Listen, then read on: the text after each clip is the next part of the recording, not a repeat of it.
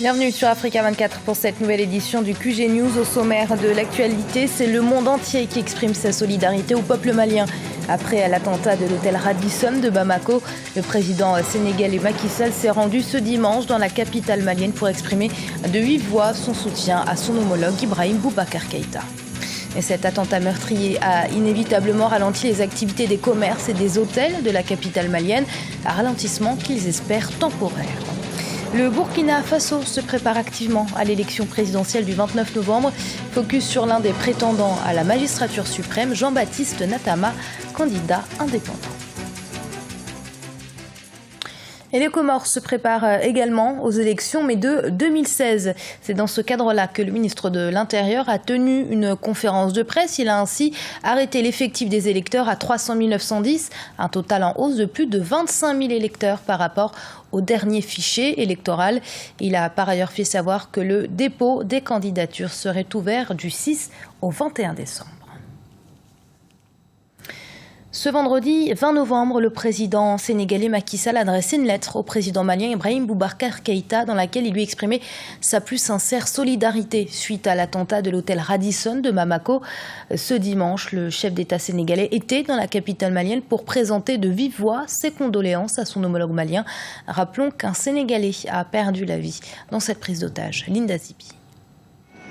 La solidarité africaine contre le terrorisme. Le chef de l'État sénégalais, Macky Sall, par ailleurs président en exercice de la Communauté économique des États de l'Afrique de l'Ouest, CEDEAO, s'est rendu ce dimanche 22 novembre 2015 à Bamako. Objectif affiché, témoigner de la solidarité de l'ensemble des chefs d'État de la communauté au peuple malien. Nous partageons avec le Mali le même destin et nous continuerons à œuvrer avec lui dans le sens d'une bonne intégration. Le Sénégal condamne fermement cet acte barbare qui dévoile une fois de plus la face abjecte de la nébuleuse terroriste.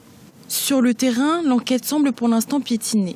L'attaque a été revendiquée non pas par un, mais plusieurs groupes. Il s'avère qu'il n'y avait pas que deux djihadistes dans l'hôtel. Donc, probablement, certains ont logé là et d'autres sont venus rejoindre. Surtout qu'il y a le mouvement de libération du Massina, un autre mouvement djihadiste qui sévit à l'intérieur du Mali, dans le centre, qui est dirigé par un certain Amadou Koufa, qui a encore revendiqué, en plus de Al-Mourabitoun, de l'attentat, et qui a précisé qu'il y avait 5 djihadistes à l'intérieur. Donc, les enquêtes vont beaucoup dans ce sens et ils sont en train de rechercher 3 autres parce qu'on n'a retrouvé que 2 corps de djihadistes dans l'attentat.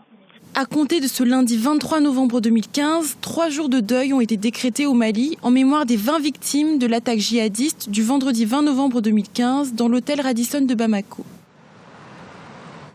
Cette prise d'otage à l'hôtel Radisson de Bamako inquiète commerçants et professionnels du tourisme au Mali. Ils craignent en effet un ralentissement de leurs activités qui pourrait être très préjudiciable à leur chiffre d'affaires. Birama Saounera.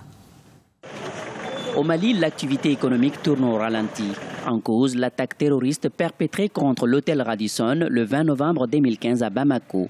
L'impact économique est à la hauteur de la psychose provoquée par l'attaque. Aujourd'hui, dans la ville de Bamako, les hôtels enregistrent une baisse importante de leur fréquentation. L'hôtellerie n'est pas le seul secteur touché. Le transport lui aussi accuse l'attaque terroriste. Depuis vendredi, les choses sont arrêtées. En raison de l'attaque terroriste, des personnes sont venues à l'hôtel et commencé à tirer sur les gens. Tout le monde a peur. Alors maintenant, l'entreprise est à l'arrêt parce qu'il n'y a personne. L'hôtel est fermé pour l'instant. Je ne sais pas comment on va faire avant son ouverture.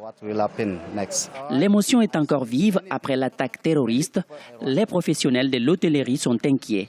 Ils n'arrivent pas à oublier cette journée meurtrière du vendredi 20 novembre 2015. Le jour du drame, je suis arrivé à 7 h à l'hôtel pour faire mon travail. J'ai trouvé qu'ils ont commencé à tirer. Après mon arrivée, j'ai vu beaucoup de gens autour de l'hôtel. Tout de suite, les policiers sont venus, les soldats également. L'hôtel Radisson a suspendu ses activités pour 2 semaines. À Bamako, les autorités maliennes ont renforcé la sécurité aux abords des hôtels. Le gouvernement malien a décrété l'état d'urgence jusqu'au 30 novembre 2015.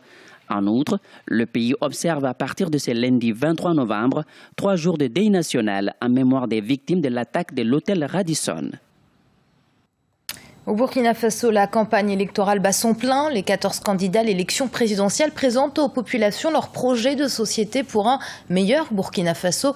Leurs programmes, bien que différents, ont un point commun, celui sur la justice. Tous s'accordent à dire qu'il faut la réformer profondément. Iselsia Kizimana. Une justice équitable et indépendante pour le Burkina Faso. Les candidats à la présidentielle en campagne électorale se rejoignent pour dire que le pays des hommes intègres a besoin d'une réforme judiciaire pour faire face à tous les dossiers sensibles qu'a connu le Burkina Faso. Pour y arriver, un travail préparatoire a été effectué. Il s'agit notamment des recommandations formulées lors des États généraux de la justice qui se sont tenus du 24 au 28 mars 2015. Le simple fait d'avoir organisé les États généraux, c'est une reconnaissance qu'il y a quelque chose à faire pour que ça aille mieux. Et ce quelque chose, je pense que c'est la capacité de mettre ensemble tout ce qu'il y a comme capacité de proposition, de changement, qui va définir dans quelle direction on va engager l'appareil judiciaire pour avoir plus de crédibilité.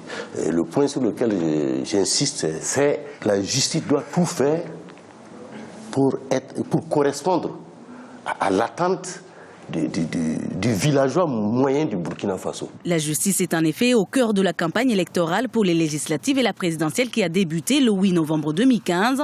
Ces élections prévues d'abord pour le 29 octobre ont été reportées au 29 novembre après le coup d'État manqué du 16 septembre 2015. Ce dossier justement relève de la justice militaire qui n'entre pas en droite ligne avec tout ce qui est en train d'être fait et tout ce qu'on appelle pouvoir judiciaire au niveau du Burkina Faso. Vous regardez la constitution du Burkina Faso, en son titre 8 actuel, lorsqu'on parle du pouvoir judiciaire, on ne parle pas de la justice militaire. Donc il y a d'abord ce point qu'il faut faire. Ensuite, même si tout semble évident, il faut instruire à charge et à décharge, parce que ce qui paraît évident aujourd'hui, mais on peut voir que demain, il y a bien plus de personnes qui soient impliquées. Mais si on n'instruisait pas, on n'allait pas découvrir cela. Lors des États généraux de la justice en mars 2015, un pacte national pour le renouveau de la justice a été signé par plusieurs acteurs politiques et la société civile. Le document a fixé entre autres les conditions de l'indépendance de la justice vis-à-vis des pouvoirs politiques et économiques et consacre la séparation des pouvoirs entre l'exécutif et le judiciaire. Et alors que tous les candidats battent campagne en vue de se faire élire ce 29 novembre, nos envoyés spéciaux au Burkina Faso les ont suivis. Focus sur un candidat indépendant, Jean-Baptiste Natama, qui est allé à la rencontre des électeurs du centre-ouest du pays. C'est un reportage de Serge Kofi.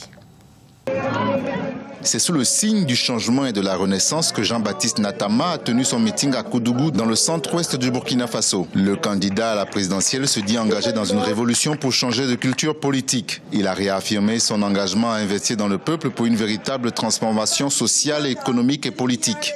Ici, c'est le Burkina Faso. C'est le pays des hommes intègres. Ce n'est pas le pays des voleurs. Ce n'est pas le pays des corrompus. Ce n'est pas le pays de ceux qui détournent les biens publics. Ce n'est pas le pays de ceux qui assoiffent le peuple. Ce n'est pas le pays de ceux qui affament le peuple.